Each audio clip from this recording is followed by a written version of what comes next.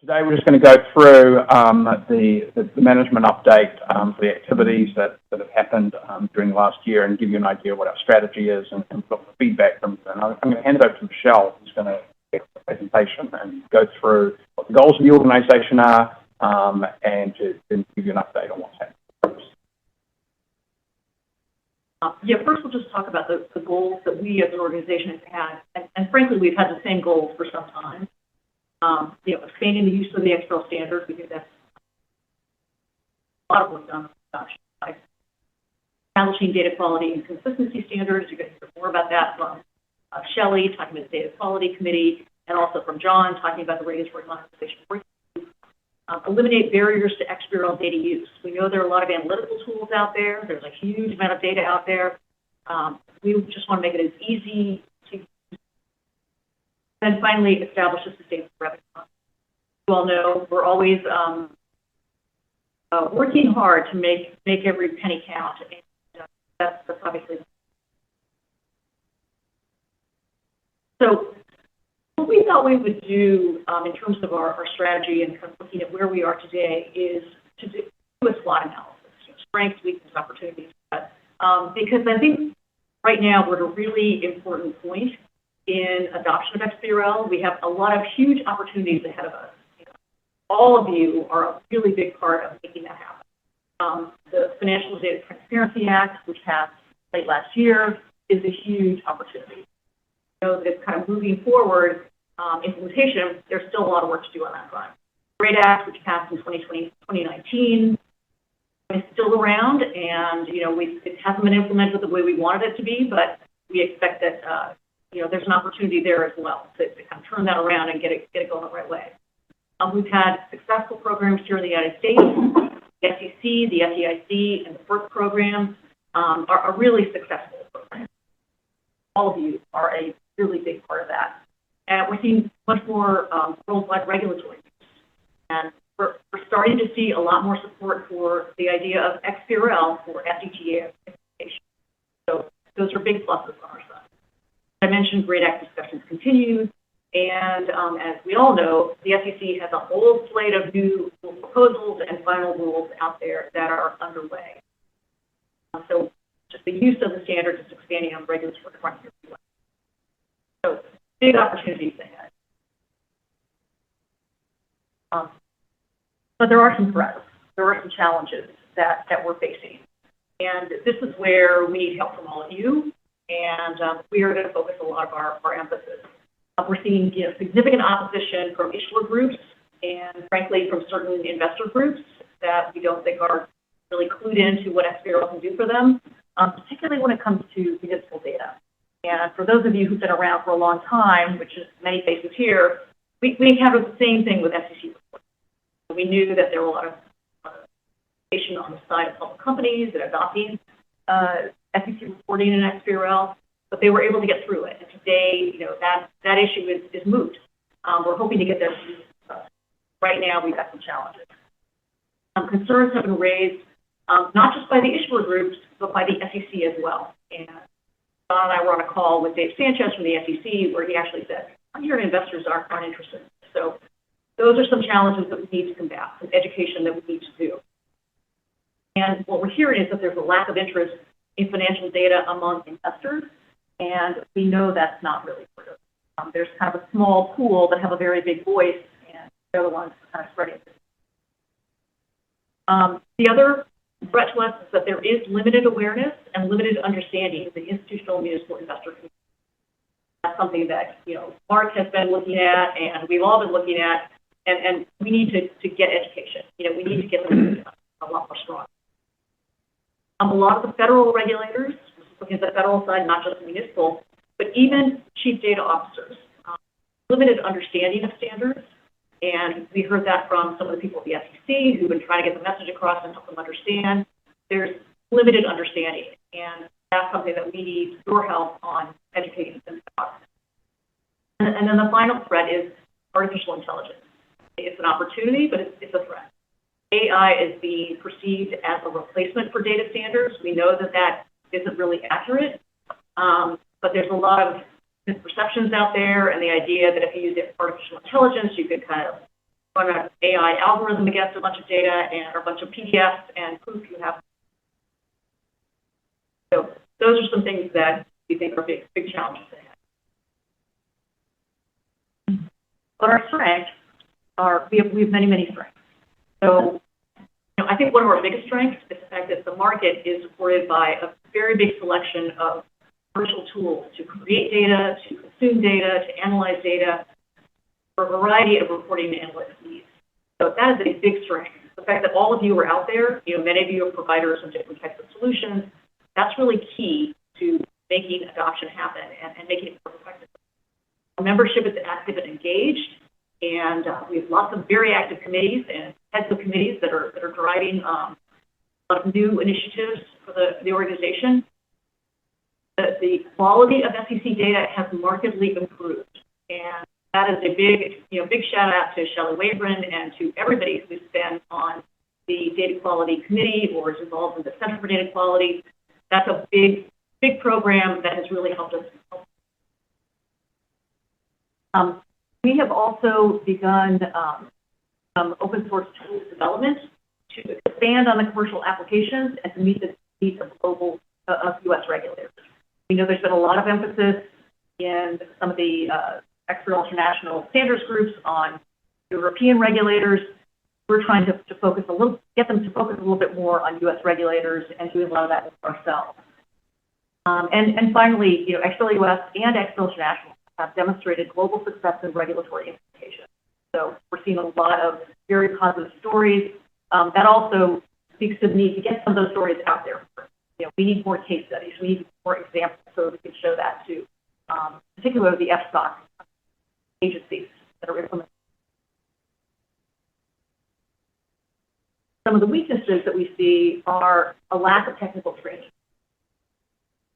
We need more developers. We need more people who understand how to work with the standard, how to create tools, how to work with the data. There's a limited supply of skilled developers on the XBRL side, and we've seen that in talking to FERC and the SEC. It needs to be easier to build, manage, and view taxonomies, create instance documents, to extract and analyze XBRL data. And we've seen this in particular when we've been working with the FERC on developing a case study. They've got a huge amount of data coming into their repository right now, and they're struggling a little bit to use it. So they've been using some of the open source tools that Campbell and Mark and David have been developing, and they need to be able to do it much more easily. And we're also seeing that in some of the SEC challenges as they develop new taxonomies. There's somewhat inconsistencies in those taxonomies, and we need to help them be better at planning. So the implications of this, as we see it for our plan in 2024, to continue our adoption and data quality efforts. Those are really key, and they have to. We want to build on resources to make XBRL easier to use. And we want to invest in training programs because we do have an expanding market, and we need to have the people out there have the skill set to be able to help these regulators.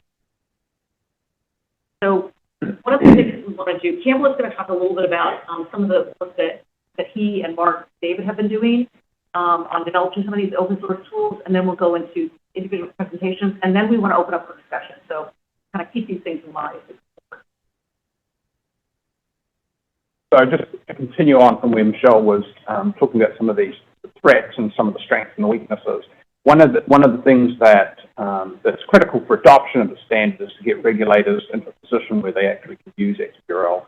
So if you look at the SEC today, they've got a lot of the people who actually work at the SEC, like Walter Hampshire, who you know, and him. A lot of these people have been involved in XBRL for a long time, and then how do they transition a lot of those skills into the existing skills that the SEC has? And that's kind of a problem for us. And everything that's done at the SEC is very ad hoc. They do unit tests, they do test cases, they use some software to do that. They're building taxonomies, and they use hodgepodge of things to do that. And they've got the SEC viewer, and they use their own custom software to do that. So it's kind of a bit of a they're capable of doing that, but it's a lot more hands-on than it needs to be. And so that creates a problem for us, because if that program is to continue successfully, they need to rationalize it.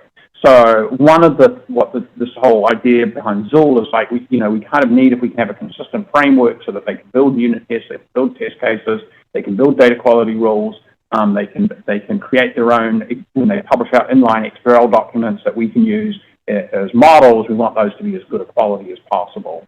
So this was kind of developed initially to basically help that SEC program, but what we've also found, this makes it very useful for us to go into regulators and make the path as easy as possible for them to adopt XBRL. And one of the issues in the past has been, everyone's telling me I should go and build my own proprietary solution, and if we can give them, hey, there's these open source tools that are available, this will make it easier for you to actually adopt XBRL. And one of the things that they're very concerned about is, what is the burden? What is the downstream burden to issuers?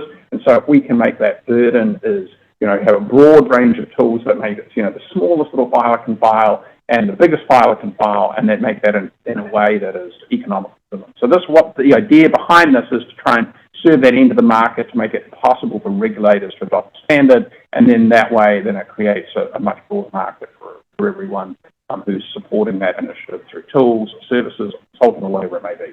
So there's a couple of cases, like, so FERC was a good example of that.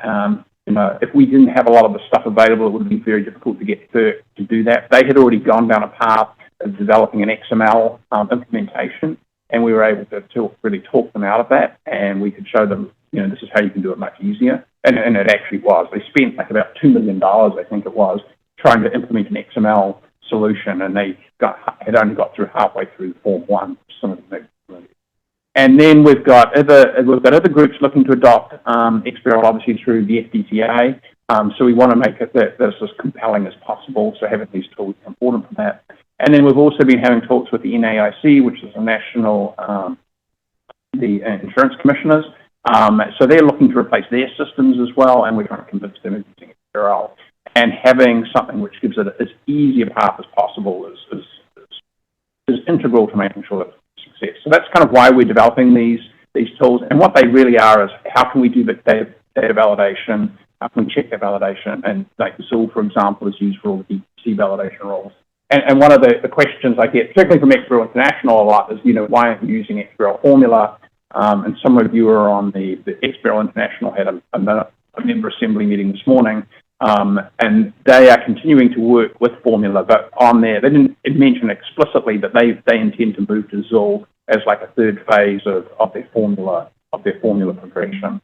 There's a lot of politics involved there. The European central banks had committed to XBRL Formula in a big way. They have a lot of vendors who support it, so they're reluctant to try and move. So that's kind of one of the reasons that Zool hasn't been adopted by XBRL International as fast as we'd like. And then there's some other things. The Xender and the Zinc, that's really about creating instance documents, but not really kind of the commercial instances. It's really developed so that regulators can create lots of unit tests. So when they're rolling out a system, they can make sure all the bugs are out of it. And then Zodal is really a way for them to help regulators create taxonomies. We originally developed that, so it's really easy for someone like the SEC to go and create 1,000 example extension taxonomies, and then they can test their systems appropriately. If you're building unit tests and test cases, this has been a big problem for the SEC. This has consumed lots of resources for them. So the effort behind this is to try and make this significantly easier. So that's what the idea behind this is. This is really aimed at to really support the regulated community and to try and help them basically adopt XBRL as a standard. So if you're interested in this stuff, we're rolling out training programs on it. So this is kind of something that we have been doing, and I know we've got a number of working groups, particularly the domain working group is well aware of this stuff, and that's why we're working on it. So we think that's important, but it really plays into the mission of expanding the standard, and then also improving the data quality of the data out there. And when regulators do implementations, to make sure that those implementations go smoothly and we don't have some of the problems that we've had in the past. Right. So just to give you an idea of what this is, so what Zool allows you to do is that you can just take any type of file, a taxonomy, an XBRL report, or an API, or the ones in dark brown in dark blue they're just non-XBRL documents. The ones in the light blue are XBRL documents. And what it allows you to do is take that content and then output it either as a CSV file on the right, or a JSON file, or as a rule result file. So that's what we do with the DQC rules today. We're basically taking a taxonomy and an XBRL report, and that runs through Zool, and it gives a result. But you can also use that to create instance documents, or you can use it to create inline XBRL documents, or you can use it to create taxonomies that you can see on the left-hand side there.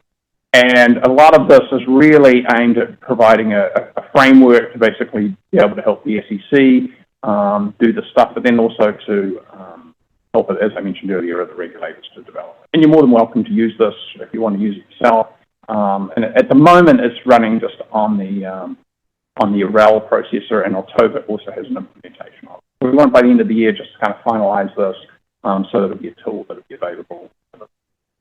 And if you have your own software, and if you want to implement Zool in your own software, please let me know. We have unit tests for that so that you can pick that up and use it in your own software if you want to. And I know some of you know. If you need any help with it, we're more than. So that's kind of an update on where that is. And if you want more information, please reach out to me for anything like that.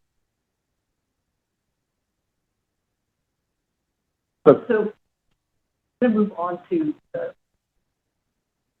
member lead presentation. But does anybody have any questions? We do want to have an open discussion at the end of this, but just any questions on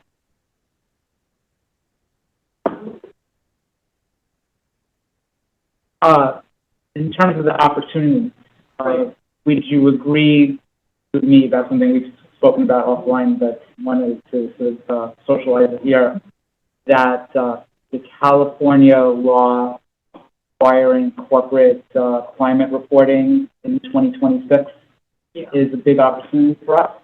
Yeah, that's a big one that I missed. So nothing happened to undermine? No, we absolutely. And she wanted.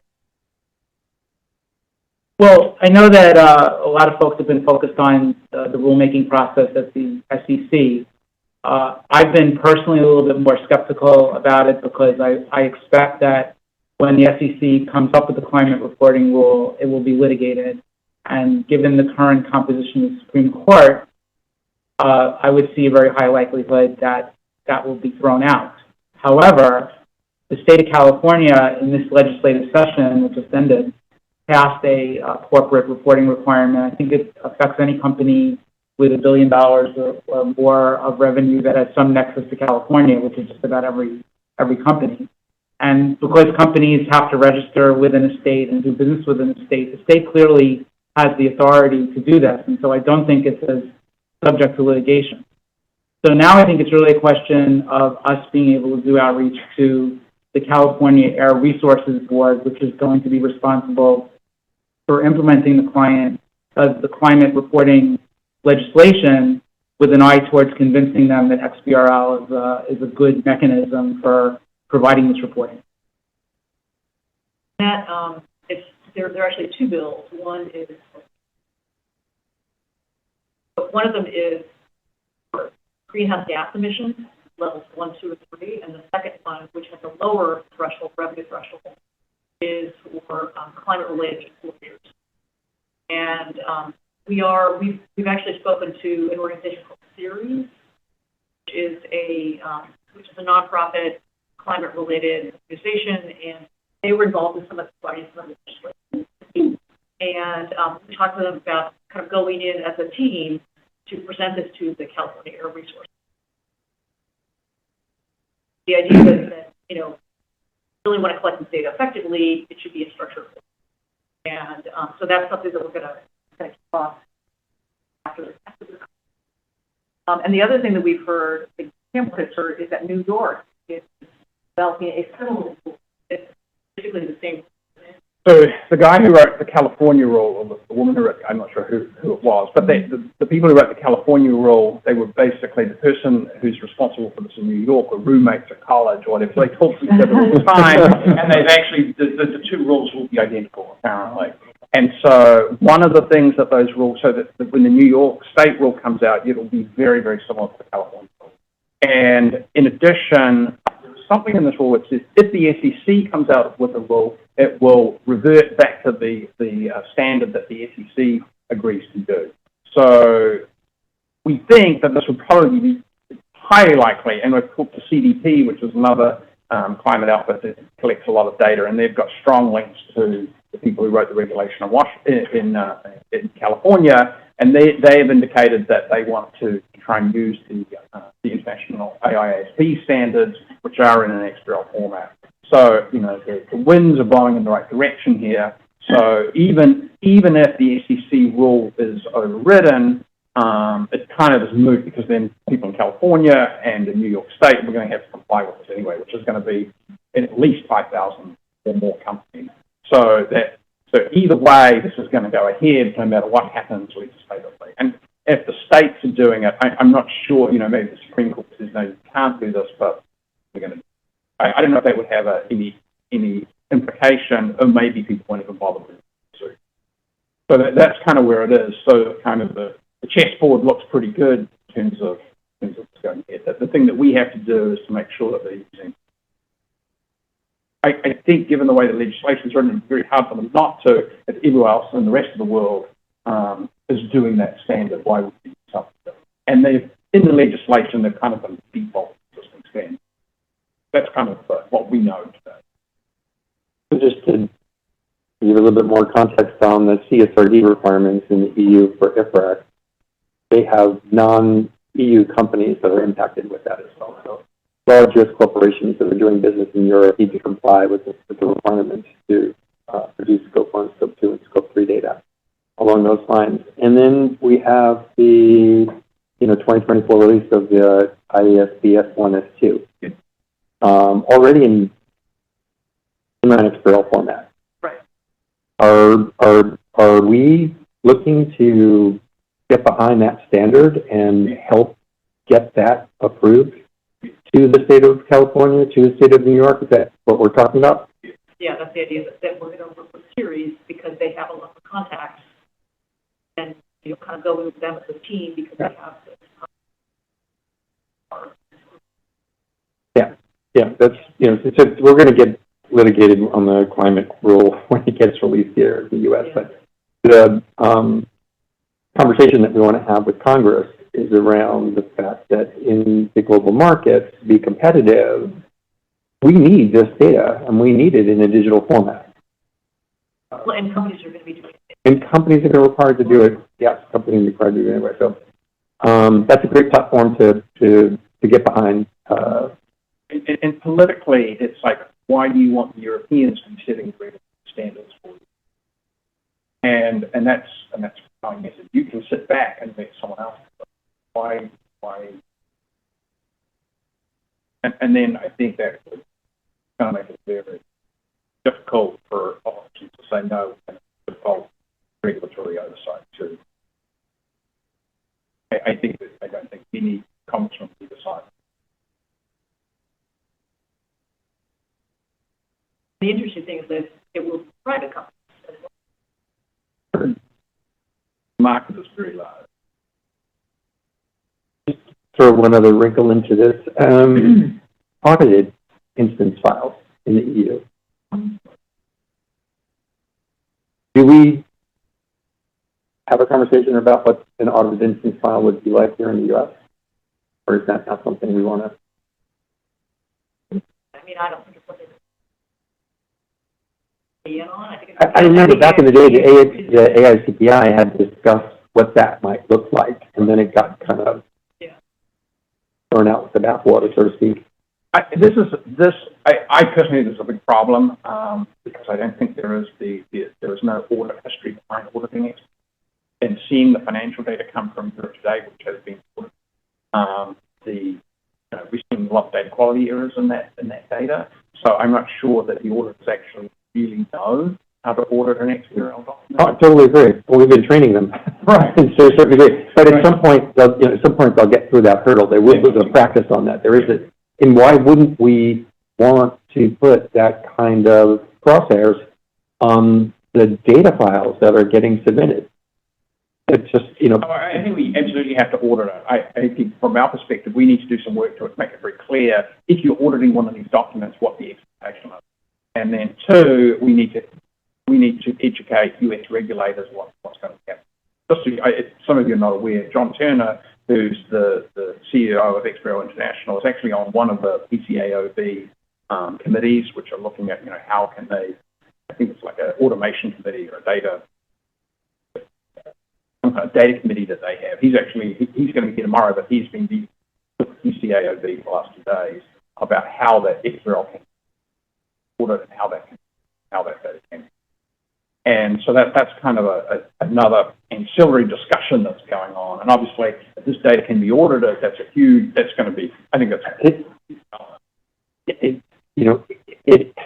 with AI being discussed here in Washington and everywhere, in every conversation, an audited instance file is the go-to where we need to be. I agree. It's right here. ESMA is talking about audit. They are facilitating the lot of vendors have been presenting to ESMA. Yeah. How an XBRL file or XBRL file has.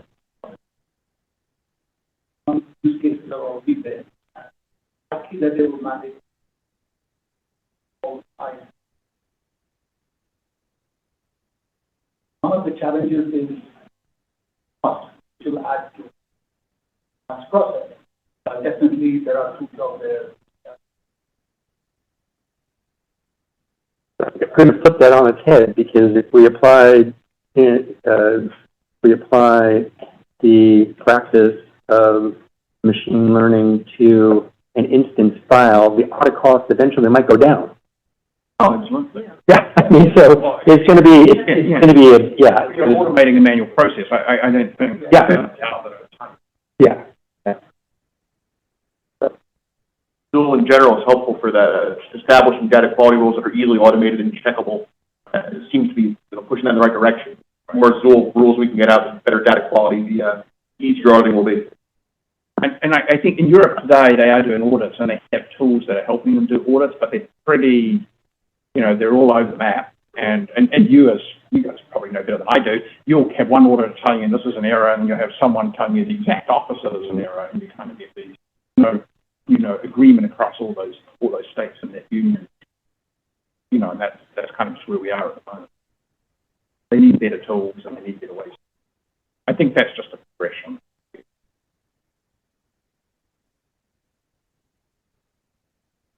So why don't we move on to, I know this is a great discussion, but I want to make sure that we go through the management presentation. And yeah, Anu, you can. Thank you.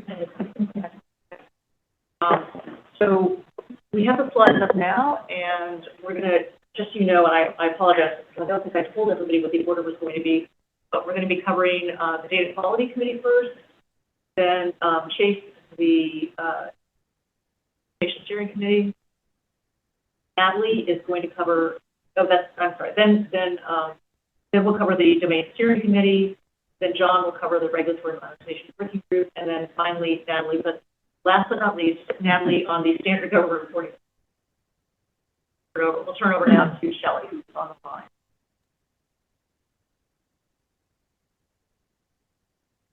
So you might be on mute. Okay, can everybody hear me okay? You can. Great. So I want to first talk about the mission of the Data Quality Committee. Well, our mission is to identify issues that impact data quality, and then based on input from users, we create guidance and rules that can be accessed free of charge by all users. Now, the proposed guidance and rules are subject to comment before they are finalized for publication. And we also meet with the SEC staff twice a year to provide progress updates and communicate issues identified in our work. So let's move to the next slide, please, Michelle. So we've heard Michelle talk about FDTA earlier in this meeting. I wanted to add that to comply with FDTA, the SEC in June 2023 published its first semi-annual report to Congress, and that is regarding public and internal use of machine-readable data for company disclosures. Let me talk a little bit more about what's in this report. First, it identifies the disclosures that are required to be prepared as machine-readable data. So currently, 38 out of 52, or about 3/4 of the SEC forms, schedules, and statements contain disclosure require at least some machine-readable data. Only 14, or about 1/4, do not require any machine-readable data. And then the report also includes an analysis of the cost and benefit of the use of machine-readable data, as well as a summary of the enforcement actions resulting from the SEC's analysis of the data they have collected. Now, as for the usage of data, as many of you can imagine, the external users are maybe investors, research firms, data aggregators, or maybe the academics. Now, in terms of the SEC internal use of machine-readable data, the report details many different ways of how the data has been used. For example, the SEC uses several items that are XBRL tagged on the cover page of companies' annual reports, such as Form 10K, 20F, or 40F, to identify, compare, and analyze the company's disclosures. And another example that's in the report was that the SEC uses the data they collected to make assessments of the compliance with the pay versus performance disclosures that the SEC adopted in early 2023. Let's move to the next slide, please. Now, another very important part of the FDTA is that it also requires the SEC to establish a program to improve the quality of the financial data filed by issuers. Now, the XBRL mandate started in the year 2009, and many people have been wondering whether the filers have received comment letters from the SEC if they have issues in their XBRL submissions. Well, in September 2023, the SEC published on its website that they have provided comments to companies regarding their XBRL, and they also published this sample letter that you see on the screen that shows examples of their comments on XBRL. The comments cover many different top issues that SEC identified in companies' XBRL submissions. For example, scaling issues, unnecessary custom elements, or inconsistent usage of elements in different reporting periods or different filings. Now, I think this all kind of tie together with the DQC's mission that I talked about earlier, that the DQC develops guidance and validation rules that can prevent or detect issues or errors in XBRL submission. Our goal, again, is to help filers create quality XBRL data. So in the next few slides, I'm going to talk about the DQC's activities in 2023, as well as the outlook for 2024. So on this slide, in terms of validation rules and guidance, this year in 2023, the DQC developed 3 new rule sets, version 21, 22, and 23. The rules that are created this year in 2023 cover validations in both US GAAP and IFRS filings. They address many key topical areas. And we also published some guidance this year. The first guidance was published in March. This guidance covers the tagging of pay versus performance disclosures in proxy. And then the second guidance was published in July, and this guidance focused on the topic of tagging insider trading arrangement disclosures that many companies started in their 630 10-Qs. So by the end of 2023, the DQC has a total of 131 DQC rules. Out of the 131 rules, 103 apply to US GAAP, 13 rules for IFRS, and there are 15 DQC rules for both US GAAP and IFRS filings. Next slide, please. Okay, so as I mentioned earlier, we meet with the SEC staff twice a year. This year, we met with the SEC staff in March and October. In those meetings, we present the new DQC validation rules and guidance to the SEC staff. We also discuss the trends and errors we see in filings and how the DQC validation rules are created and implemented to detect and prevent errors. We feel that the SEC is very supportive of the DQC rules, and we are very happy to see improvement in terms of data quality. I will show you some examples of the improvement later in this presentation. Now, in the meeting with the SEC, we also discuss questions and issues filers have when they implement new rules and requirements approved by the SEC. For example, in the March meeting, we discussed the pay versus performance tagging in proxy that many companies started to submit to the SEC earlier this year. And then in the October meeting, we discussed the new resource extraction payment tagging. This is for oil and gas companies that will begin later this year. Another topic that's often on the agenda in the meeting with the SEC was the integration of DQC rules in ECR. I think many of you know that started in 2021, the SEC ECR system incorporates the selection of the DQC rules. This is really great because the filers will get a test filing warning if they have errors in these DQC rules. I think this is a collaboration amongst the FASB, the DQC, and the SEC.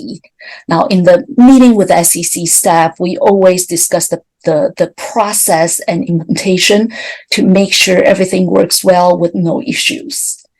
And lastly, in our October meeting, we also briefly talked about the impact of the FDTA and the SEC's plan and progress related to this topic. Next slide, please. So now I want to briefly talk about the DQC rules taxonomy. The FASB includes a selection of DQC rules into the US GAAP taxonomy. The taxonomy that includes the DQC rules, it's called DQC Rules Taxonomy, or DQCRT. The DQCRT was first introduced in the year 2020. Then more and more rules have been added to the taxonomy every year. And now in the 2023 taxonomy, there are 22 DQC rules included. Now, as I mentioned earlier, the SEC ECR system incorporates the DQC rules taxonomy, and filers will get a test filing warning if they have a violation of the DQC rules that are included in the taxonomy. This is really, really great because it really catches the filer's attention to address the quality issues. Let's move to the next slide, please. Now, on this slide, we know that the FASB has proposed to add 24 DQC rules into the 2024 taxonomy. And here, this is a listing of these rules. We are very happy to see more and more rules being added to the DQC rules taxonomy. And in the next slide, I am going to show you some data that will prove that these rules are really effective. So on this slide, the numbers that are shaded in yellow are the number of errors for these rules in the quarter before they were incorporated into the DQC rules taxonomy and the SEC ECR system. And the numbers in green are the number of errors at the end of Q3 2023. If you look at these numbers, I think we can all agree that the improvements are quite noticeable and they're quite significant. Let's move to the next slide, please. So far, I've talked about the data quality improvement for the DQC rules that are included in the taxonomy. Now, on this slide, This is the trend of errors for all effective DQC rules.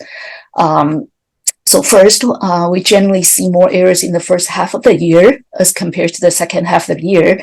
And that is because Q1 and Q2 have a lot of annual filings, including most of IFRS filings. The annual filings are larger filings that contain many more data points that require tagging, so we see more errors. And then second point here is we did have about 15 to 20 more rules this year in each of the Q1, Q2, and Q3 as compared to the number of rules in the respective quarter last year. And the new rules generally catch more errors. Now, we will, of course, continue to create rules to address SEC staff or data users' observation on data quality issues. And again, our goal is to eliminate data quality issues and facilitate data consumption.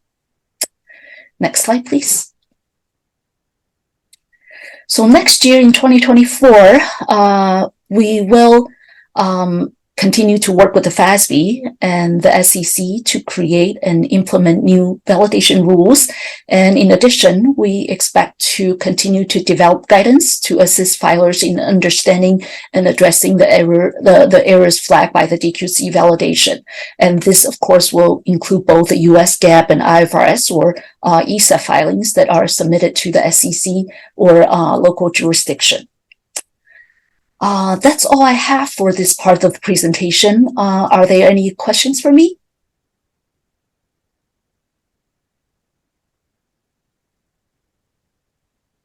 Kelly, I have a question. You noted that the FASB is planning on adopting 24 rules.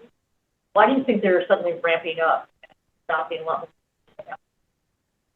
Well, I think I'm sorry? Go ahead. That's a good thing, but I'm curious why they're adopting.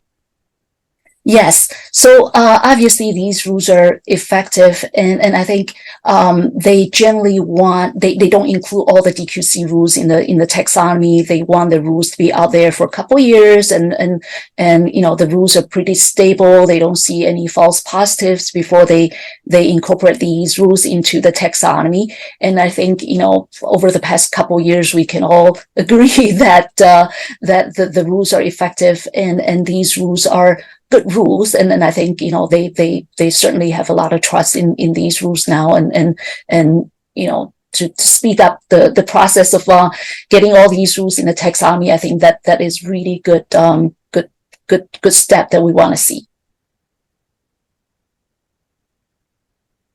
And just on that process, we had met with the SEC yesterday, and I think the intent is what's happened. The way this works, we're writing these rules and we're publishing them, and then the SEC is taking them and then they're going and implementing them themselves. And what they have been doing is they're doing that. They're taking those rules and they're rewriting them in their own Python code, and then doing that. And one of the things we want to get into is to say we'll just run the rules that we've already published, and that causes the delay, and that's why they try to catch up, and there's always this lag. And that kind of reflects this. We're putting it into a different language. So one of the things that we are working with, and we'll come back to the main steering committee meeting later, is to try and get them to adopt the use of Zool. And one of the things that has held them back from that has just been that they want these rules to run in as quickly as possible. One of the problems they get, probably I do, but if you're trying to file, you don't want to have your filing sitting there and waiting like 2 minutes for it to be validated. They're very obsessed about getting that speed down. So one of the things that we are working on is trying, how can we get these rules to execute as fast as possible? And if we can get that down to a reasonable time frame, then the SEC is more likely to adopt it. And so then hopefully they should be able to adopt those DQC rules.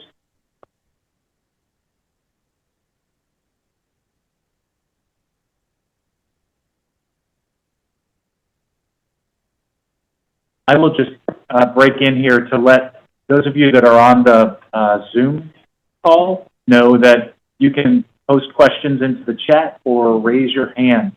And we'll take your questions that way.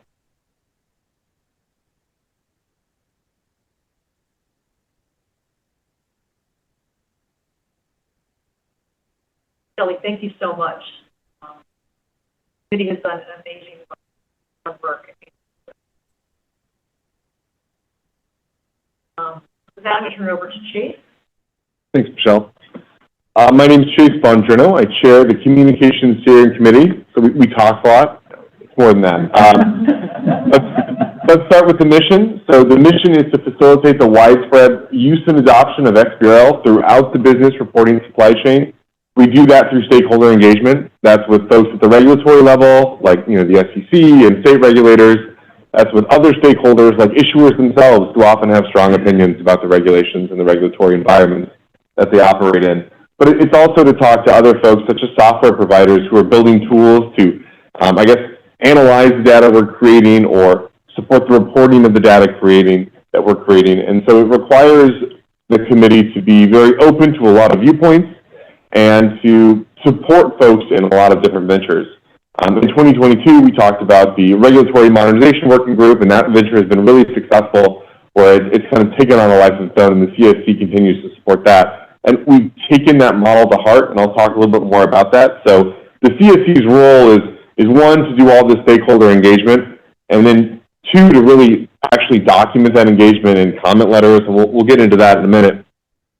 So part of the committee's work around comment letters is to facilitate a conversation amongst members, and this is perhaps the most important bit of the work we do. Oftentimes we all operate in silos, like we all work for different companies with slightly different goals and slightly different industries. And the way you transcend that and the way you kind of make consistent change in the regulatory ecosystem is by having conversations and coming together as a stakeholder group, and the CSC is really where that happens. And so we obviously have monthly meetings just like the other committees, but we also have a lot of working sessions outside of those monthly meetings, which might be drafting comment letters. And, just to say this in front of Campbell, kudos to Michelle. She's a workhorse. She gets those comment letters out. I don't know how you do them. And thank you to all the volunteers and the members who have shown up and participated in drafting those comment letters. Those are really critical pieces of engagement that a lot of the rest of what I'm going to talk about now relies on those comment letters for foundational conversations. So that's our mission. It hasn't changed in the last, 10 years, but what we have changed is our approach and how we execute on that mission. I'll start with comment letters because, as I said, that's really foundational, and then we'll go to the next slide and from there.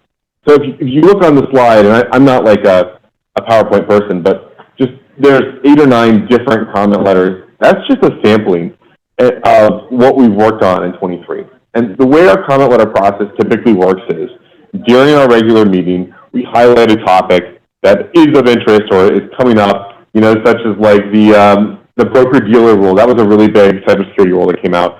And mention it as a topic we're going to be doing some engagement on. Ask for volunteers to join, and then Michelle hosts a breakout call, and we actually draft the letter. And those breakout calls are actually often, pretty interesting. People have different opinions. We talk through, I understand as a data user, you might want that, but as a data issuer, we're uncomfortable with that. And you can come together, and obviously we're not actually making the rules, but as a stakeholder community coming together and getting aligned and then presenting that alignment to the folks that are making the rules at the regulatory agencies is really, really critical. And it's important work the CSC has done, well before I showed up and hopefully well after I'm no longer involved. So if you see a comment letter on this list that you think, gosh, I would have loved to provide my perspective, great, find Michelle or I after the meeting. We'd always love, this is a membership pitch now, I'm sorry. We'd always love to have more folks show up. We'd always love to have more people participate in drafting these letters. So, all right, slide please. Thank you. So comment letters, again, are foundational, but those are really focused on the regulators. So how do we engage with the community, at large, right? There's a few different ways we do it, but perhaps the most effective that we've rolled out recently are webinars. You see the 3 listed up there that have had a lot of success.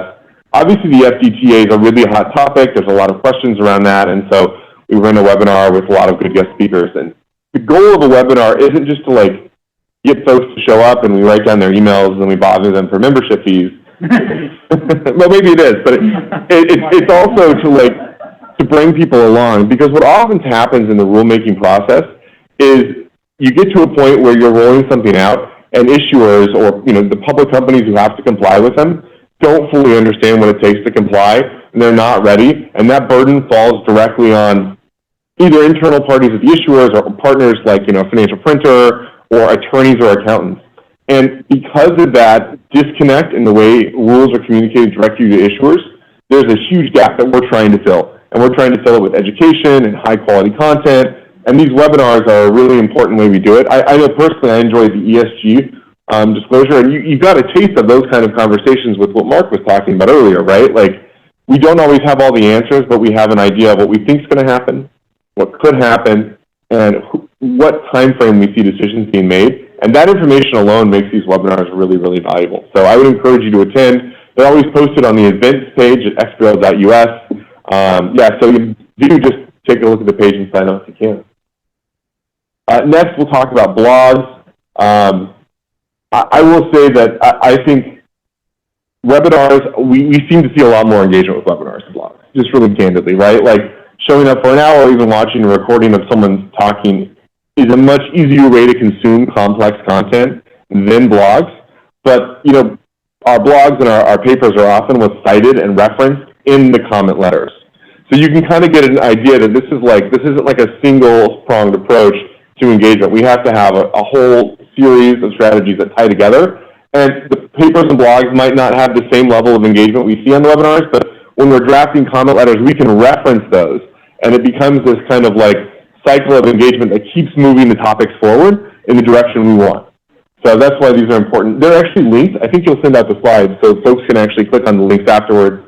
Take 10 minutes, read them. I highly recommend the Silicon Valley Bank. Losses hiding in plain sight. I think that's definitely one that's worth checking out. The best one is the first one. Which one, Mark? I think I heard it. I'm linked. All right. I'm sorry. Mark, you're going to have to, you're going to have to include a link.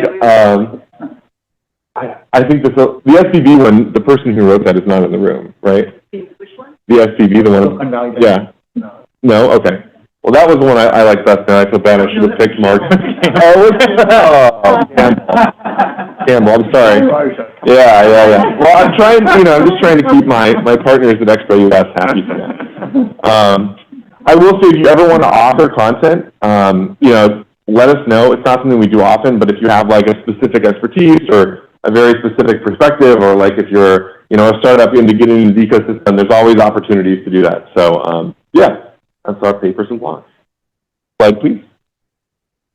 I opened by talking a little bit about in 2022, the Regulatory Modernization Working Group. John has done a really fantastic job pushing that forward. In fact, he's going to give a whole update on that, so I'm going to let him have a conversation there. But we've taken the model of creating a subcommittee and having them support work streams, and we've kind of reapplied it to the academic subcommittee. I know some of you might have heard of the academic subcommittee before in the CSE. It did go defunct, in 2017, 2018, didn't have a lot of life in it. And I don't think that's because we didn't have interested academics and we didn't have folks that were, willing to work. I think it was that there weren't really clear goals on what the initial academic subcommittee was doing, and it was a lot of folks who wanted to support each other but didn't really know how and didn't have any tools or resources to do so. And so this year when we rebooted it, Christine Cheng, who's a University of Mississippi, academic, has come in and led the way, and she has really done a great job. I mean, she has really led this committee. They've come together and created their own mission, and you can see kind of the mission up there. And it's really, I have to say, inspired me on some of these other topics where we're going to need subcommittees in future years. That if you can find a leader who's passionate and wants to do this and is willing to jump in and bring people together, like Christine, you can move forward. And so the academic subcommittee is developing a plan right now to basically build a pipeline to support the talent that's going into the accounting sector and the technology sectors and the reporting sectors for XBRL. You heard one of the key challenges that came out of the SWOT was the lack of XBRL developers. There's also a lack of XBRL expertise among new CPAs, right? And our audit partners have talked about that in the past. So they're focused on that. I think their big, yearly event is the AAA conference. Many of us might know what that is. They are going to do some publications, but I think that's more of a 24 kind of goal. But just to call out that, Christine has done a really fantastic job, and the academic subcommittee's kind of come back strong because of that. So I think that's my last slide. Is that right, Michelle? All right. So what questions do you have for me on the CSE, on our work, on our subcommittees? On the blogging, you said that that's getting less engagement than the webinars. Yeah. would you agree that one way we can maybe address that is to summarize the blog post in maybe 1 or 2 sentences, and then make that into a LinkedIn and a Twitter post, and then try to get influencers to engage with that social media content? 100%, Mark. In fact, to be honest, that's how I read news. I get up in the morning and I read the 5-line clip above the NPR tweet and then move on. And so I think that would absolutely do it. The likelihood to get someone to come to XBRL.us, click a blog link, read the whole blog, and then react to it is pretty low without that kind of influencer or somebody capturing the engagement initially. Yeah, so it's a great idea. I think maybe with Michelle or Pamela, you mentioned that there's a lack of understanding in this CDO around data standardization. Is there an opportunity to bring some CDOs to some of these meetings to be amongst data standards folks? We're kind of in the same world, but we're not. And we could benefit from having them on these calls, right? So they have a domain knowledge that I don't have. And then you can share your experience with them, and in the end, as Shelley's slide pointed out, there's more and more standards that are coming. How do we try to help foster, we're all in this together? Well, I mean, one thing that we can't everyone's time to committees, we can invite them to seminar with us, but they may be more able to because they have a bigger audience. It's not just sometimes it's hard to get their attention, especially right now. They're pretty engaged. But yeah, that's absolutely work on. That's what we're hearing from some of the people at the SEC that are, the SEC and Treasury are kind of running down on SEC, and we're hearing that sometimes they're explaining what data standards are and get up to speed before they can actually. And the CDO thing is kind of new in the future. Yeah. So my experience with them is that they don't really understand data standards. I don't want to say they don't know what they're doing, but they're kind of at a very early stage. And so we've actually with quite a few, right? So Yeah. And if you look across the agencies, what they're doing, and they're kind of and we heard this yesterday from the FDIC. A lot of them are we've gone and built a system, or we've gone and bought a system. I'm not sure what system they're buying, but I'll find this out, where they categorize all their data. And it's well, that's really what the XBRL taxonomy is. Why are you guys playing a system? And we had this problem with FERC, with the CDO office was, can you send us a list of all the elements that you're, of all the data that you're collecting for FERC? And this is what I was saying within FERC. And FERC was like, well, how do you want us to send that to you? Send you the taxonomy. Oh no, can you just send us a Word document with all of these data elements? So you kind of, say, well, there's 15,000 of them. Do you really want a Word document, with description? So there's kind of this, there's a lot of education in it. And a lot of them think they know what they're doing, and you kind of got to overcome that in another way. Good idea, if we can engage. Yeah. I think there'll be a few tomorrow, right? Yeah, we're going to have, not necessarily chief data officers, but tomorrow there'll be people there from the Federal Reserve, from the National Credit CSC, just one away of all of them. Actually, somebody from HHS.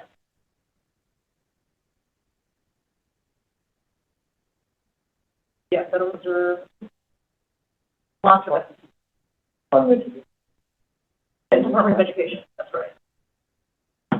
But yeah, I think the more we can do to reach out to that and help educate them, and better off will be. It's a question of getting their attention.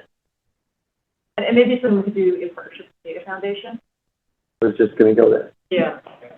Like I've gotten names, lists of email addresses from them, and then some cases like phone. But yeah, there's a lot of education. And they've got a big staff. Like the guys that we met with yesterday at the FDIC, it was the CEO's office. CEO and then a bunch of his teammates and staff. And you know, it was a good conversation, but it was kind of like, this is the first of hopefully many conversations. The expert. Back to Michelle today, Mark,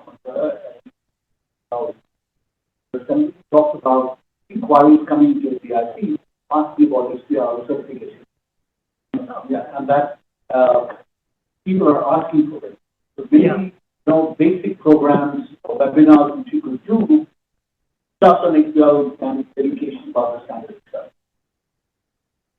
Yeah, no, absolutely. And we, because of MBTA,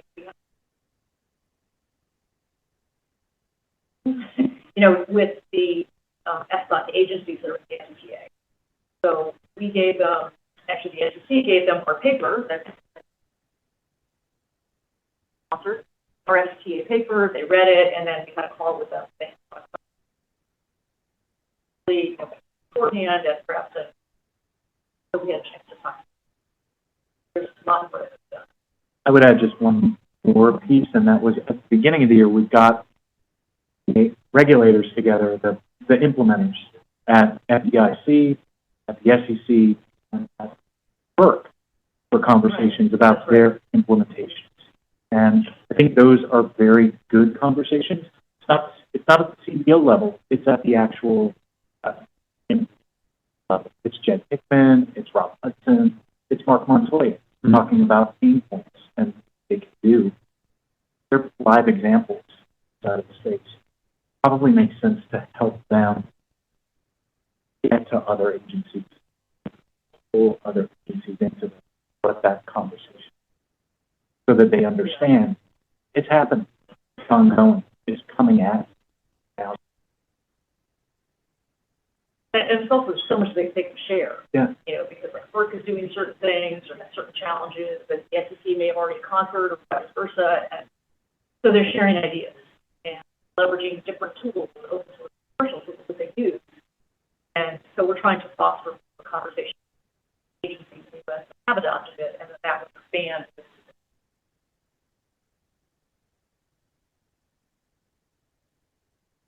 I do think a lot of the training too that you're putting together, a lot of the materials, right? Like we get, you know, the regulators like comfortable with it, pushing it. Like we can repurpose a lot of that for auditors, right? Right. Like down the road.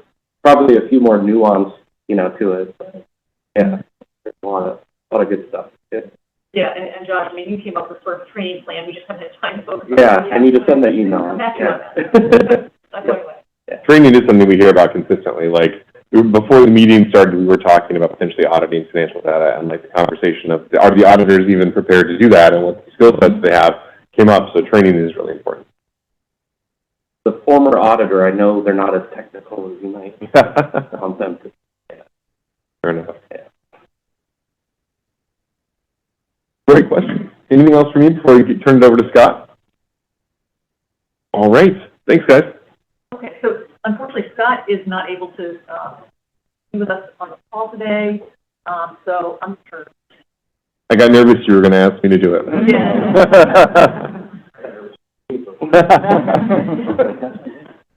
Oh, I thank Michelle for doing that. I'm attending, but I'm not up to speed, so she's going to go ahead and take over for me. Right, so the mission of the main steering committee is to support the technology and development efforts of XBRL US. And this is, you know, there's a wide bunch of things that the domain steering committee has been doing. Predominantly in the past, it's been the approval of taxonomy development work. And there's a huge document, and if you've read it, probably not, but it's very big, is the taxonomy handbook, which is very good. Big means good. And that document, I actually refer to that quite a lot, actually. So, but if you haven't seen it, it's actually worth looking at. And one of the things that I have been trying to do is get XBRL International. They also have a best practices working group which works on best practices for taxonomy development to basically get a lot of that stuff incorporated into the work they're doing. And I joined that committee this year. So we're trying and link it up and make sure that what we're doing in the US is consistent with what they're doing in internationally. And so obviously, you know, one of the things we've got to do is go back and look at that document and then see if there's updates that we can do and make sure that's. And so we try to set standards for, so if someone's producing a taxonomy, like we've done that for FERC and we've done that for SASB, to make sure that the taxonomy meets the standards development process and meets the standards that we'd expect, so that these taxonomies will actually work software, so that software vendors are not having to like scramble to try and support some crazy thing they've done. So that's kind of the mission of the group, is to try and get these, make sure that the taxonomies are built in a standard way and to get guidance and material out of the time. So on the training side, there's a couple of things that we're starting to work on. The first is the tailored shareholder report webinar. We kind of worked on this, and we plan to get that webinar out. In January. Now, there's been a lot of questions about this, and this has affected a lot of existing companies, but also new companies have joined as members because they've got to do this submission to the SEC. And there's a guide that's been published that's not entirely clear, so this webinar is extremely important to help people get up to speed with what's going on. In addition, there are a number of trainings, and you can see this. These are all loaded on the XBRL International site. And XBRL, so if you didn't know this, XBRL International has like a training site, education.xbrl.org, I think it is. And I think we're the only ones who've got training material up there. But that is up there. And there's XBRL Fundamentals, and there's one on Zool, and there's one on understanding the US taxonomy. So obviously we've done those, but we continue to expand that. So we have like a good base of training materials that people use and understand how XBRL works. Big thanks to Josh Ladner here, and Joel Siegel, who's on the call, and Scott for hanging in with us on the XBRL fundamentals and understanding the US GAAP taxonomy. They went over those with a fine-tooth comb and made sure they were accurate. Big job. The other committee we have as part of the domain steering committee is the XTAC committee, and this has really been the mission of this group is making it easier for governments and regulators to implement XBRL. And one of the things that we've been doing is particularly been focusing on the Zool family of products, which I mentioned earlier. So this group is working on that. One of the other things that members of the XTAC committee are doing is also going back and looking at REL and how we can make that faster. That's folks from EVA have been doing that. And the benefit for that is this is the main software that the SEC is using.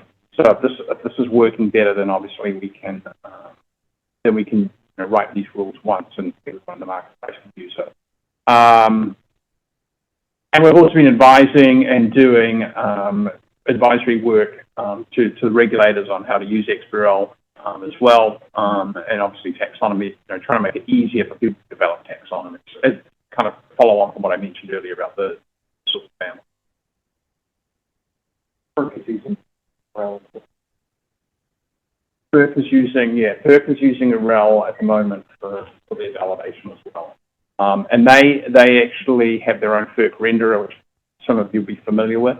And we have gone through and we've done a rewrite of that to make it faster. And that's what we call Zenda. So one of the things we want to try and do is we want to try and roll that without FERC so that would actually get it. And then that we can use potentially to get others, particularly in the federal space, everything forms-based. So being able to attack and deal with forms-based approach to reporting, we want to make sure that we can really give regulators an alternative to collecting this data in PDF. Next slide. Oh, we're done. Do anyone have any questions for the main steering committee? I do. I'm going to show my ignorance, but hopefully you'll help me through this question. So when I talk to people in Europe and India, I hear a lot about data point modeling. Mm-hmm. I don't hear very much about that in the United States. And you mentioned, getting in line with the rest of the world. Mm-hmm. So is this a philosophical difference we have, and if so, does it prevent us from getting in line? The rest of the world is aligning with us, and the rest of the world agrees that data point modeling, I say, and kind of move forward. My view.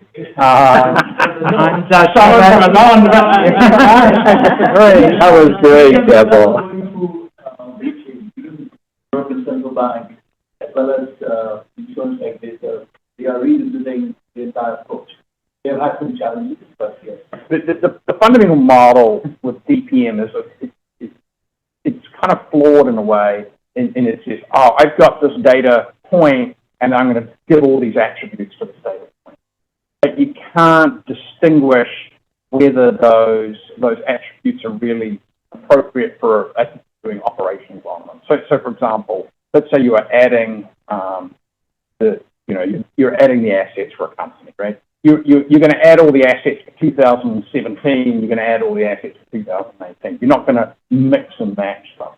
With data point modeling, it's like you've got the year as an attribute, but you've got a whole bunch of other things that are attributes. And each of those data points that you're trying to add may have different attributes on them. So then you don't know which ones you can add and which ones you can't.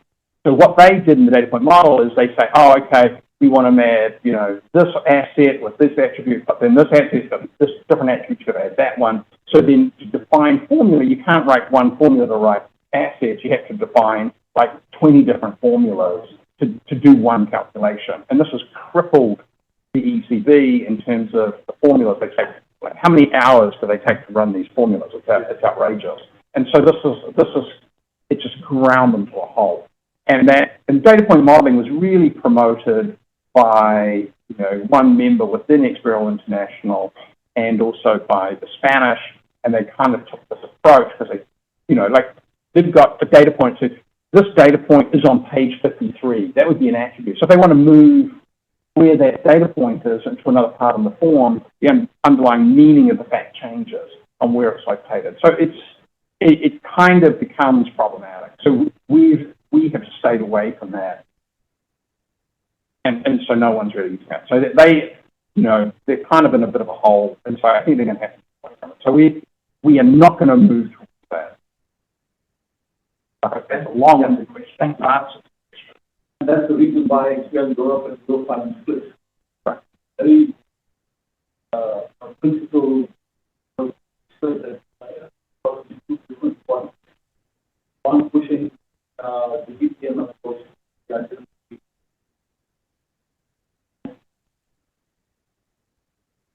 Any other questions?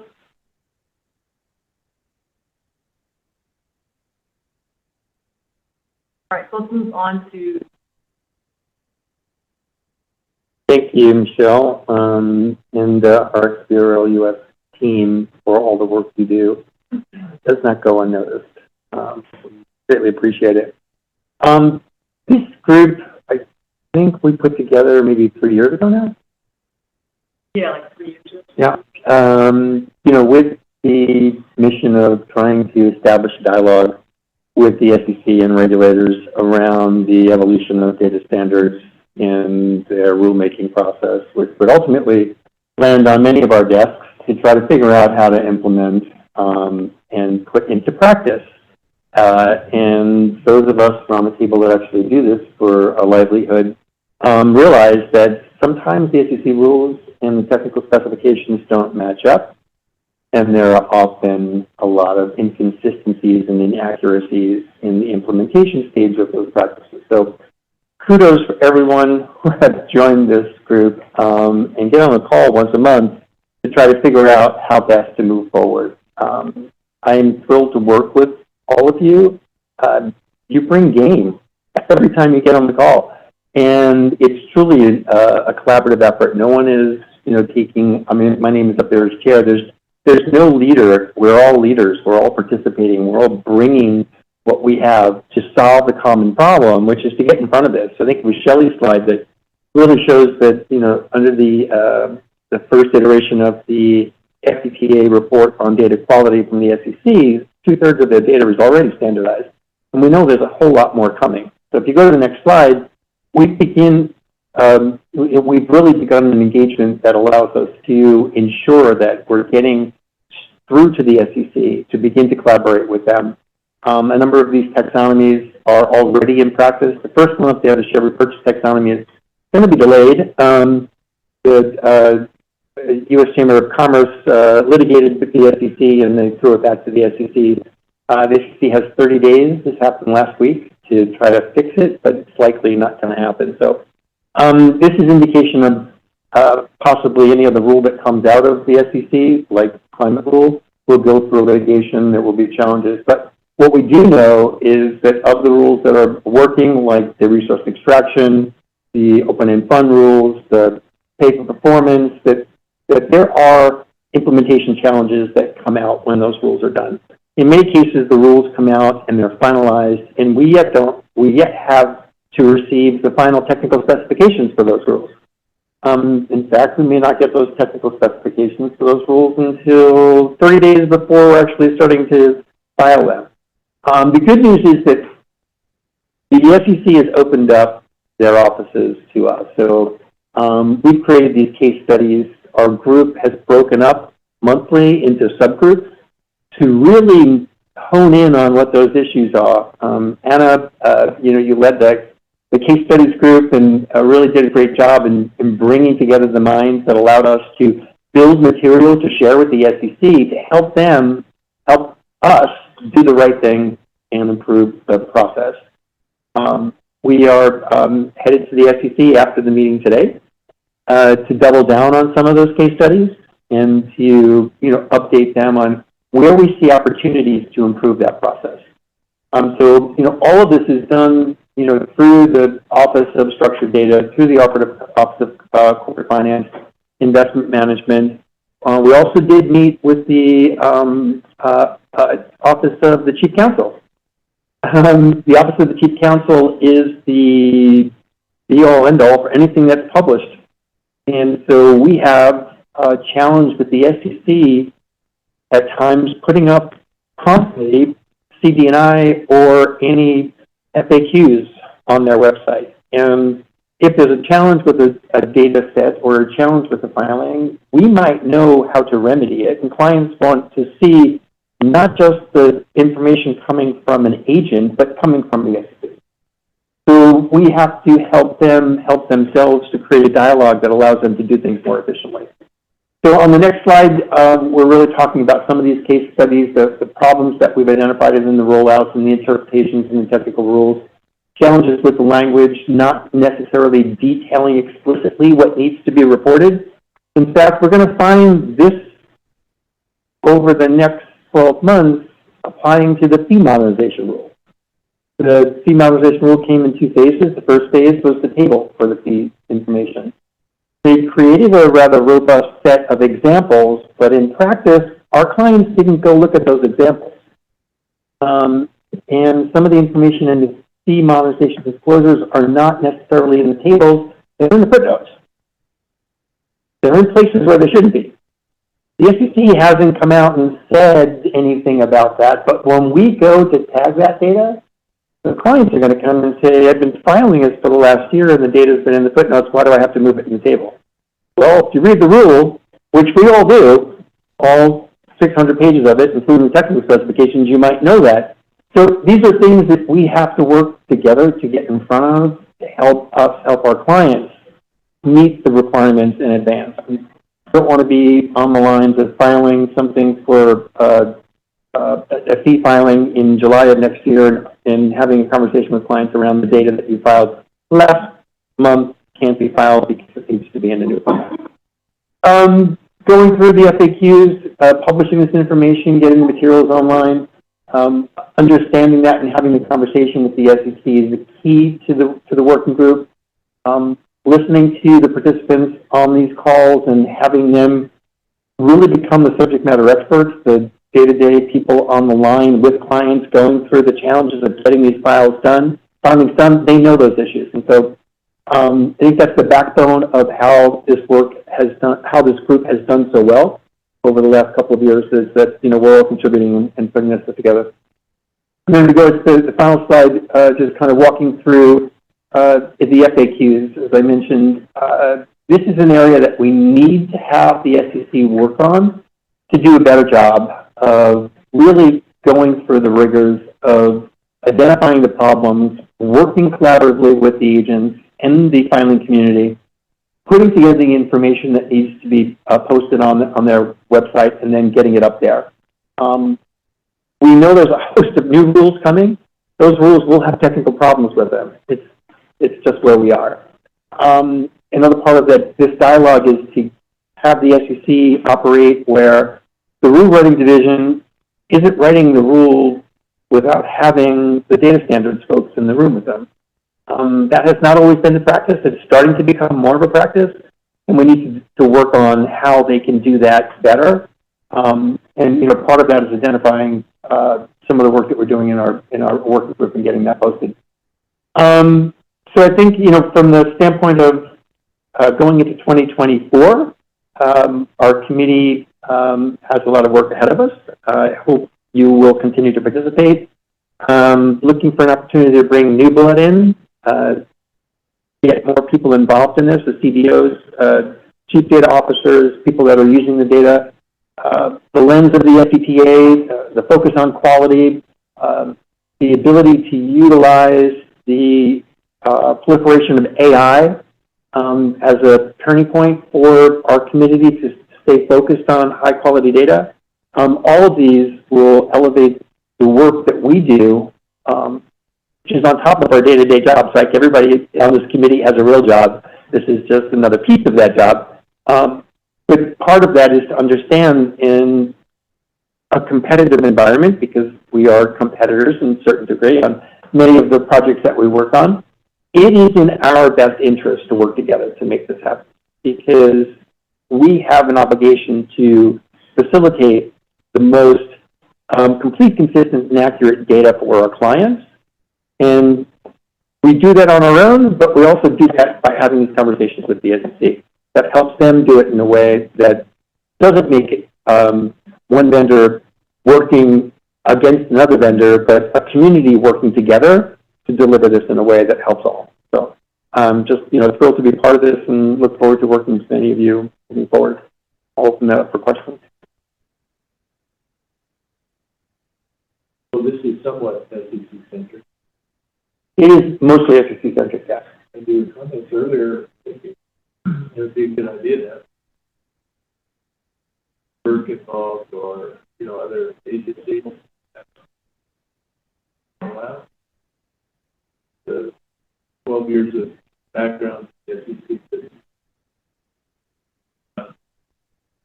With that committee, you're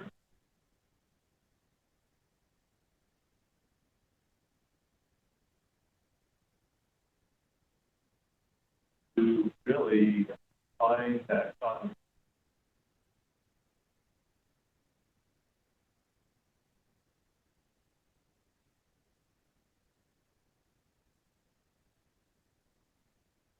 Yeah, and the group was formed with the premise of being a more, being broadly approached to different issues. Our focus has been largely around the SEC because we had a lot to do. Yeah. But we have talked about, I know there have been some issues, there's a lot of overlap, obviously, between providers. There are some providers who only work with FERC and don't work with the SEC. So then, the discussions with these people at FERC and plan to come to a broad precedent. Now that, the new rule proposal out for FAR, so that's something else. Debating on the FERC side as well.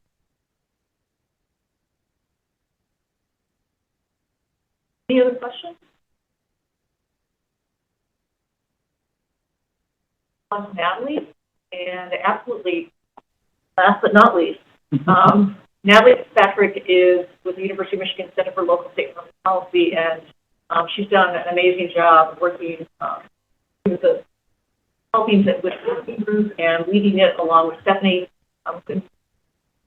Natalie? And yeah, I want to start by saying that group is also co-chaired by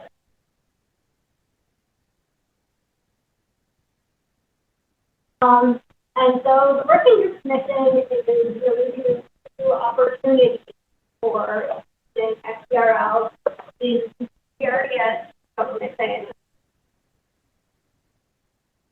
Financial reports, state financial required financial reporting, single audit, census, surveys on local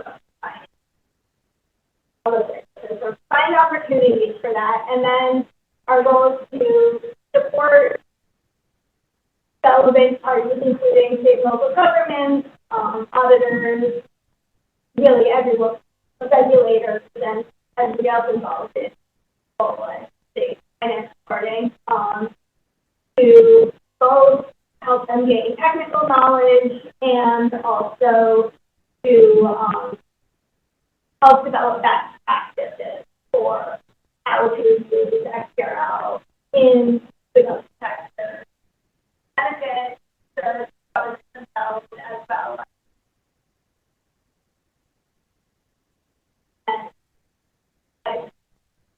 So our efforts right now are really focusing on adoption through XBRL for experts, as well as now, of course, there are new opportunities with the FCA and trade acts that are, of course, becoming a major focus of what we're doing and providing a lot of great opportunities for getting the word out and putting opportunities to trend. We have members from a lot of different sectors and professions who bring really valuable knowledge to this area. So I highlighted a few of the new members, but I apologize for missing anybody else who's going to the state. Yeah, next slide. So we want to start by talking about some of our primary activities. So one thing that we've been involved in is the state of Michigan 2023 budget. There was funding for them to do some initial exploration of the possibility of using XBRL for state required reporting for cities, townships, and villages. And this turned into them establishing a working group with stakeholders from Michigan, which Stephanie and I participated in, but then really, discovered as we talked about here, there's gaps in knowledge about XBRL. Michigan particularly knew what it was before this, and the working group took the opportunity to meet with the staff at Treasury, including IT staff, and really both sort of give them a very broad overview of here's what XBRL actually is and what it isn't, and also really just dived into questions they had about a lot of logistical, okay, what do you do with it? How do you develop a taxonomy? How do you set up your IT systems to accept data? And so provide a lot of insight for that. And then another thing that related to that was actually an example of how a XBRL tag factor generates a financial report and Treasury. If it works, your options may be better, and here's why it's an opportunity to put non-XBRL version of the financial report. Another area that we've been working on is continuing to develop taxonomy. So in 2022, XBRL US released their updated government reporting information package, which included an expert taxonomy and single audit, included Michigan-specific reporting as part of this pilot project we did in Michigan. And so, but that was really all focused on general purpose local government, counties, cities, towns, villages. And so the focus now is on expanding this taxonomy to cover special districts who are all also affected by the FCA. And, I think a lot of criticism of including government, local government in the FCA has been taxonomy that applies to everyone, and knowing that the taxonomy can be extended on all the other types of local government. And just on Monday or last Friday, a beta version of the special district taxonomy was released on the XBRL US website. So that's very exciting. We've been doing pilot projects throughout this. Draft one is with the city of Flint, in collaboration with U of M, Flint, XBRL US, and Workstock, as well as some pilots that the administration, Iris also is involved in. So there's a lot of parts of working group, but we've been really trying to expand that, and a couple of ones to highlight are, first of all, the city of Columbus, Ohio is doing an XBRL pilot now, and that was very exciting to us. Also working with the auditor to be directly integrated. Their act working how it. And as part of this project of expanding to the special district, also run 3 pilots in the special district in Colorado. And of course, all of this needs funding to happen. And we've been so far in the past, we've had funding from a couple of foundations, and we are sort of continually looking for new opportunities to really be able to push this work forward beyond just what the basic resources the working group can offer. And hopefully, with increased attention, that's going to make this relevant that correctly. Very interesting. Can you give us a sense of the funding? I don't know all of the details of all of them, sorry. I know for the development of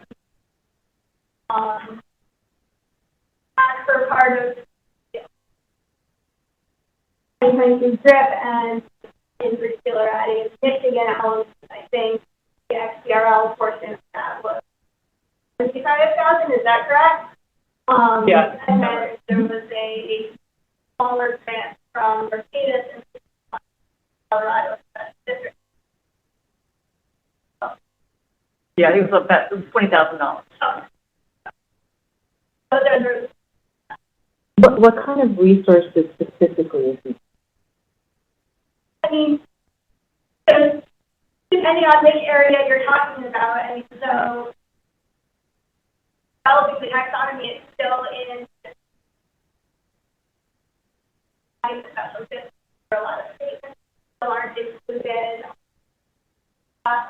So funding for really spending time on taxonomy. And the other part is money to spend work with and helping governments implement this. There's, they don't know anything about how to do this. Sounds like they're excited, but it takes resources to support them. Do you need any specific application, solution, software? Yeah, so far for the pilot, it's been donated by work group members, which has been very appreciated. But that is going to continue aspect of any pilot.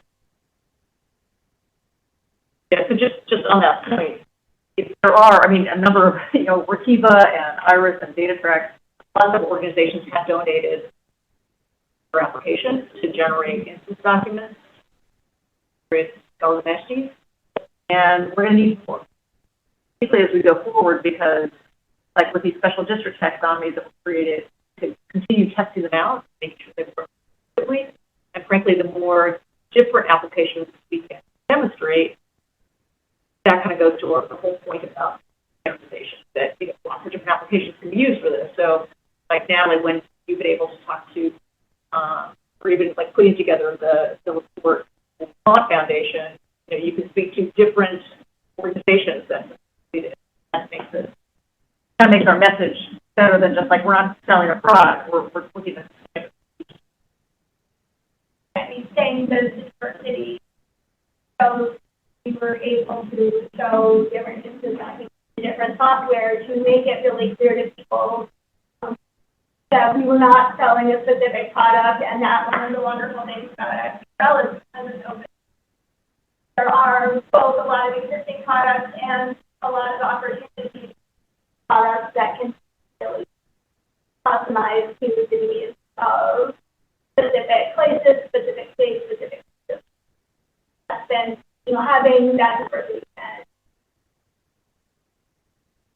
making it clear we're not a commercial enterprise. I guess I would offer, in addition to software, support for the software itself. So somebody physically tagging stuff, Right. providing software. How many people do we have currently on the teams actually, on the committees actually able to do that using the current software? Well, we have, they're companies. Yeah. That keep the data track.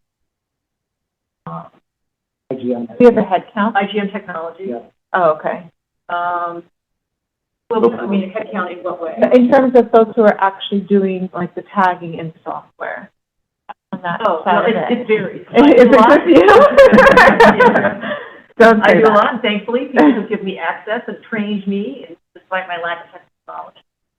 But in many Also, cases, core filing gave us a very good Yes. in-kind and core filing contribution. contributed a lot Yeah. too, in terms of the taxonomy development tools, and data tracks tagged 4 documents in the past couple of weeks, really fast, so. And very high quality, very high fidelity to the original PDF. I think that really helps us a lot because a lot of our samples have been very basic. We'll just take a couple of statements, very, very primitive formatting. With the data tracks contributions now we can show we can produce something comparable to what the issue is producing in PDF. So, the more the merrier, frankly, because it does help us demonstrate like position and it gives us more experience. So we can play with it and say, oh, well, this is something that has to be fixed in the taxonomy and that. Further question. You have the state, Michigan, which is the one project. But are you looking for a general solution that is applicable to many states? Or is the taxonomy specific to Michigan? Okay. So the initial version of taxonomy that we published in 2022 had a lot of Michigan-specific elements because that's what we were able to get funding for. And the goal of that was been even before the SPPA and much more important with the SPPA is that you really do need to have standards that work nationally, but also and sort of layer in every state has their own specific reporting also as a system that both have this general and then also layer in. We've got that for a couple of, we've got some from Michigan, some from Colorado, and I don't know if other states that currently have their specific, that's something that's good. Although if you look at the taxonomy, you'll see structurally there is an act for components. There's a grant component to it. There is a Michigan-specific component to it. So they all have their entry. So you can dive into any one of them from the main entry. It's a grip. Is GASB involved in this at all? We were in conversations with GASB, and they, this taxonomy has kind of been around for a long time. We started, 2018? Yeah. And so we've built several iterations of taxonomy, actually. I created one, Workiva created one. We've had it's been around a lot. And we've had, lots of people contributing to it. And in some of those iterations, GASB actually provided us with comments, and they are an observer to the working group. So they do come on occasion and listen in, and, frankly, there are 2 people that now, one person who's on the GASB board, who's in our working group, and one person who is now on staff at GASB. So they're pretty involved. They know what we're doing, and, That's the question is, GASB did originally on the yeah, taxonomy. So right. just wondering if that will happen. Oh, The chair of GASB will be at the GovFin 2023 meeting tomorrow. So anyone who's there and wants to ask him a question along those lines, certainly would encourage you. Can I just add a couple of points to what Natalie said in response to some of the questions? So one opportunity we have is with Florida. So Florida was the first state to do some taxonomy work with XBRL for local governments. And we learned on a conference call recently, or a webinar recently, that they are considering the possibility of taking their taxonomy, which focuses on a state-specific disclosure similar to Michigan's F65, and attaching it to our GRIP taxonomy. So, we don't know, exactly if and when that will happen, but that's a potential big opportunity for us. Also, just adding to some of the things that Natalie said about grants. So when I was the original chair of the working group, and my business model for the working group, frankly, was I knew that there were billions of dollars in foundation funding going to data-driven policy research. And I was always hoping that we, in this working group, could get our share of that and contribute, frankly, to the organization's overheads as well as get paid to do taxonomy development.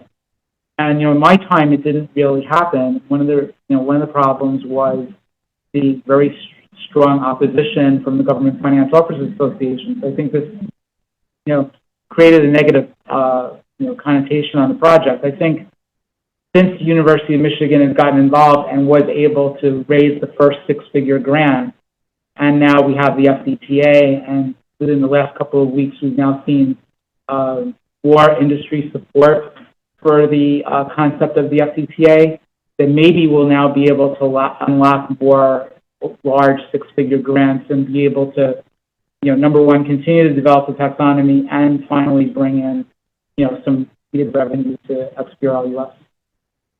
If I may say one further, one of the is the connection with, I wonder, to what extent that relationship. Reason why I'd say this is because we know that IRS basically deals with tax data, but for compliance purposes, the IRS deals with book data. Because legally the IRS cannot use its tax data because it's not public, to either estimate revenue or to determine if certain industries are complying with tax filing. So, I think that's a connection that interesting to. Well, as far as I understand, the state and local governments are only required to file something with the IRS when they issue tax-exempt bonds.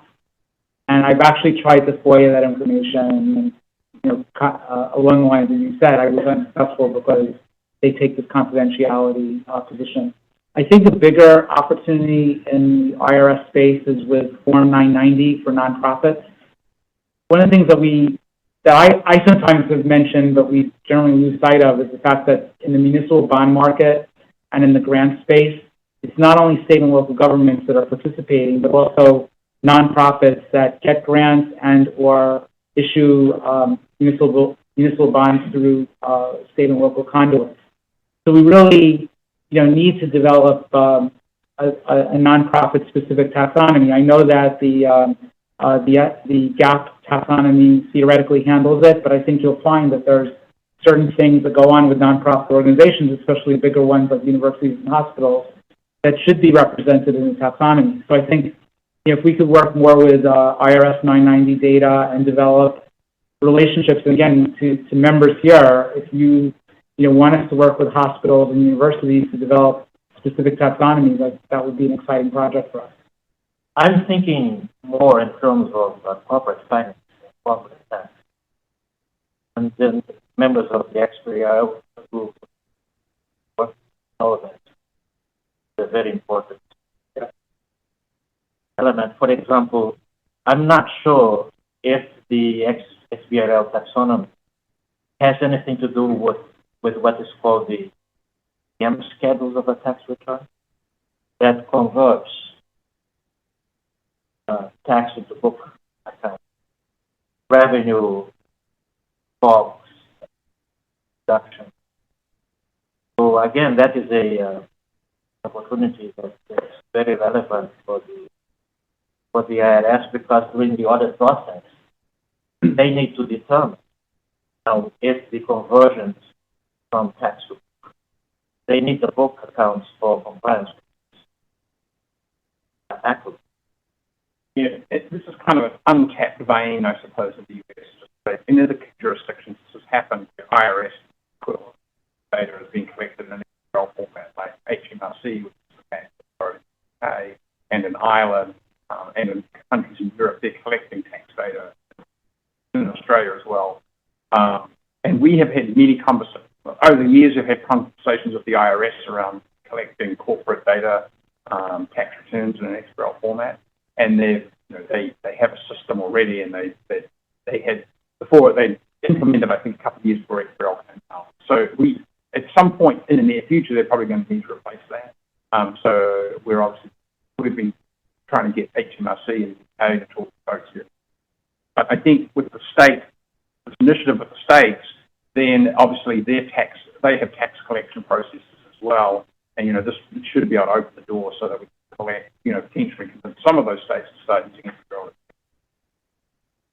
for corporate. Maybe that applies.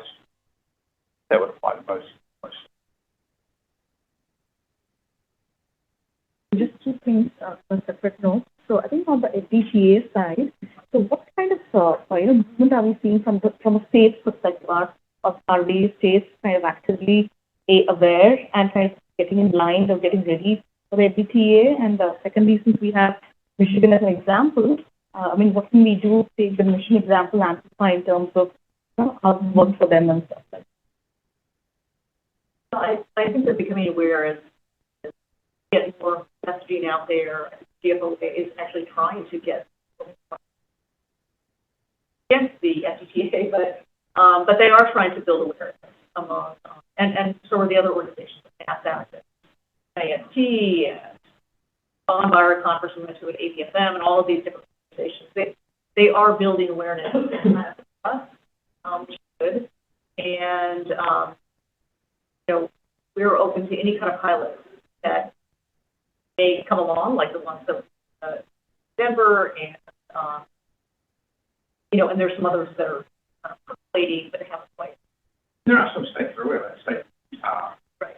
They're very aware of this, and they're being very active in what can we do to make this happen. And obviously Florida, which Mark mentioned, and Michigan, where that's not this concern, the Treasurer's Office, but then, and also in the state of California, where we've had Mark and Kel with some states. So they're definitely aware of it, and they don't like it. But there are a number of states who are aware of it, and embracing it. Some very, some Florida, that's all. And then there's some states where there's no knowledge. I think Ohio is really our best opportunity right now, because we have the state auditor's office, which is the best funded state auditor's office nationally, and we have the elected auditor from the largest city on a panel tomorrow. And as we prepared for that panel, it was clear that they were engaged with the pilot that we were doing, and I think they want to pursue further how the instance document can be used to, update their internal systems at the state auditor's office. Another important thing to note about Ohio is they have 5,900 local governments. So the second largest number of local governments in the country to Illinois. And that's an important thing. There are states like, Rhode Island, God love them, but they've got 35 local governments. It's not really that interesting to convert a place like Rhode Island or Hawaii, which is a highly centralized, state government, very few local governments. So if we can get a few of the states that have a very large number of local governments on board, again, Illinois, Ohio, Michigan is one that has a lot of local governments, Florida. So those would be California. So those would be ones that would be specifically good to reach out to. Texas. Yeah, sorry. Yeah. Texas is tough because I think we've discussed, they don't have a state reporting requirement. so there's nothing for us to sort of attach to, whereas with Florida or Ohio, there's already a mechanism where they have to report something to the state. So then just becomes a question of, well, would you consider XBRL in addition to or instead of what you're already doing? Yeah, but their interest is there. Interest is there. Really good start. Yeah. Yeah, please. Yeah, so if people have ideas, you know, come to Natalie, us. You know, the more we can pursue, the more pilots, the more examples we can get out there.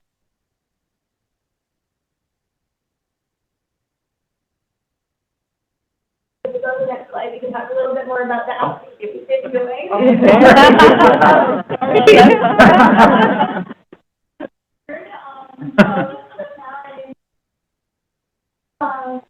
But of course, as PTAs, and been a really fantastic opportunity for a lot of outreach to get people to pay attention to what we're doing.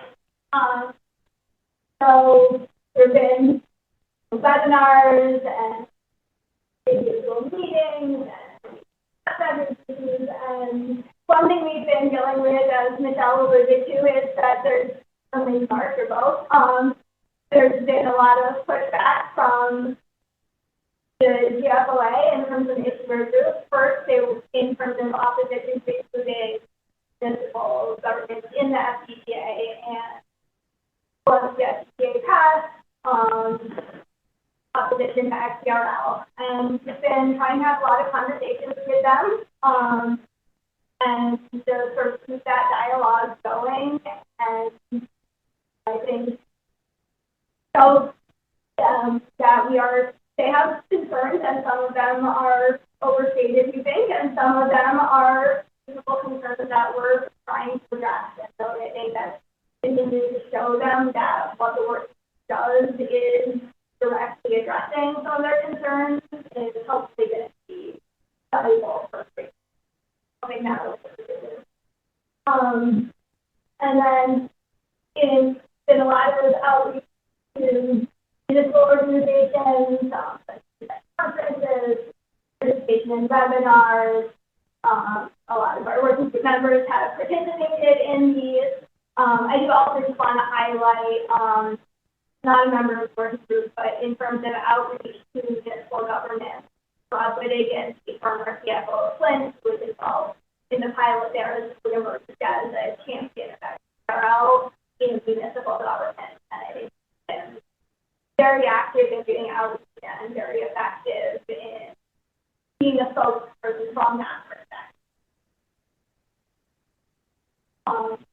And then finally, it's not listed on here, but tomorrow's FIN conference is, of course, a major part of this outreach, and talk about it a little bit, and it's going to be a really good opportunity to get a lot of people in the same room, learning about these issues, having dialogue. It's been great to get out through outreach both potential speakers to get them more involved, and also to get attention from federal agencies. A lot of organizations is really going to, I think, expand awareness and interest in XBRL. And then in terms of other outreach, of course, our working group members have all been as part of their work and interest in doing a lot of work on FTTA generally, and I know that that's been a big part of conversations going. That's the last slide. Yeah, thanks, Natalie. And just so you know, like people from GFOA and NASDAQ and NAST will be there tomorrow. And NFMA.